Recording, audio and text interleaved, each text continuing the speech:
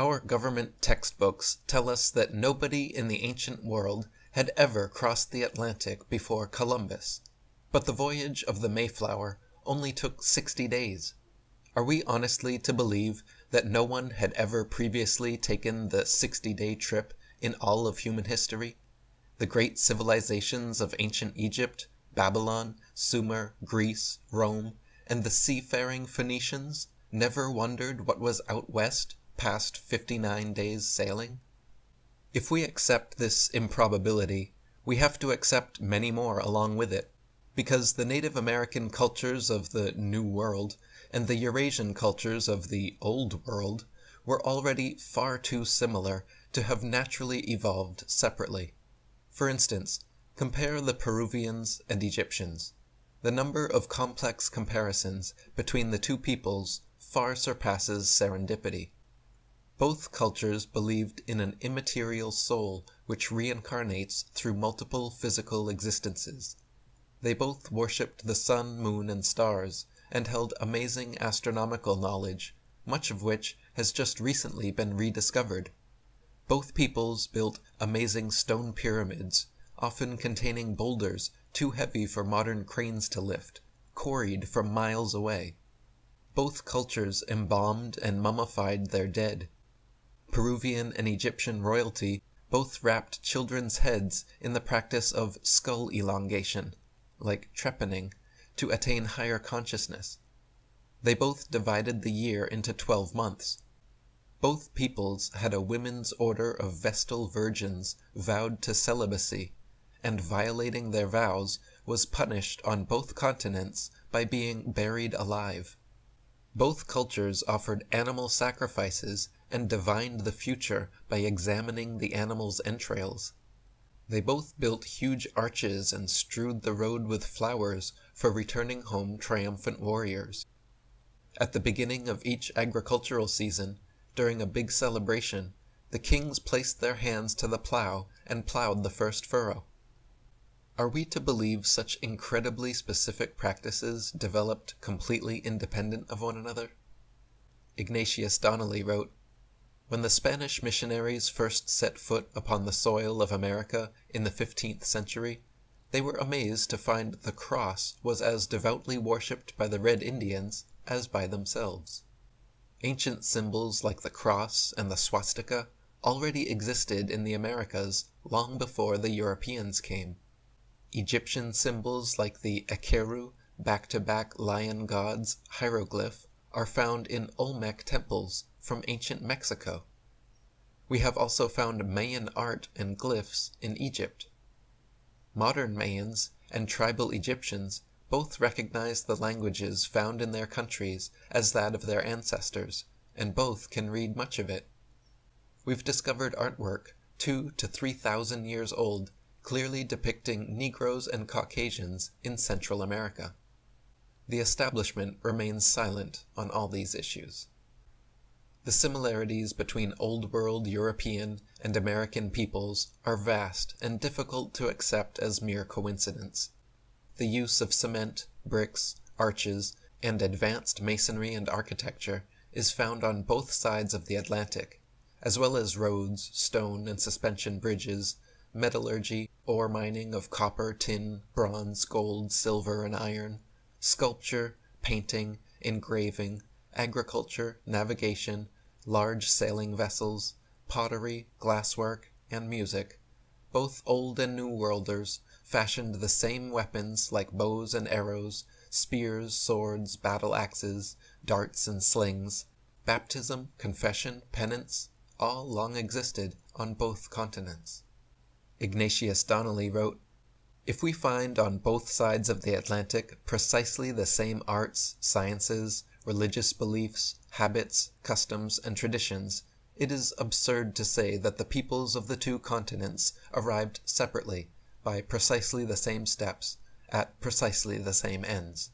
When we consider the resemblance of the civilizations of the Mediterranean nations to one another, no man is silly enough to pretend that Rome, Greece, Egypt, Assyria, Phoenicia, each spontaneously and separately invented the arts, sciences, habits, and opinions in which they agreed. but we proceed to trace out the thread of descent or connection from one to another. Why should a rule of interpretation prevail as between the two sides of the Atlantic, different from that which holds good as to the two sides of the Mediterranean Sea? If, in the one case, similarity of origin has unquestionably produced similarity of arts, customs, and condition, why, in the other, should not similarity of arts, customs, and condition prove similarity of origin? Is there any instance in the world of two peoples, without knowledge of or intercourse with each other, happening upon the same invention, whether that invention be an arrowhead or a steam engine? If it required of mankind a lapse of at least 6,000 years before it began anew the work of invention, and took up the thread of original thought where Atlantis dropped it, what probability is there of 3 or 4 separate nations all advancing at the same speed to precisely the same arts and opinions? The proposition is untenable. If, then, we prove that, on both sides of the Atlantic, civilizations were found substantially identical, we have demonstrated that they must have descended one from the other, or have radiated from some common source. Stubborn Egyptologists, anthropologists, and our government textbooks also claim that the ancient Egyptian, Sumerian, and Babylonian cultures all somehow started at the height of their civilization, and rapidly devolved as their empires fell.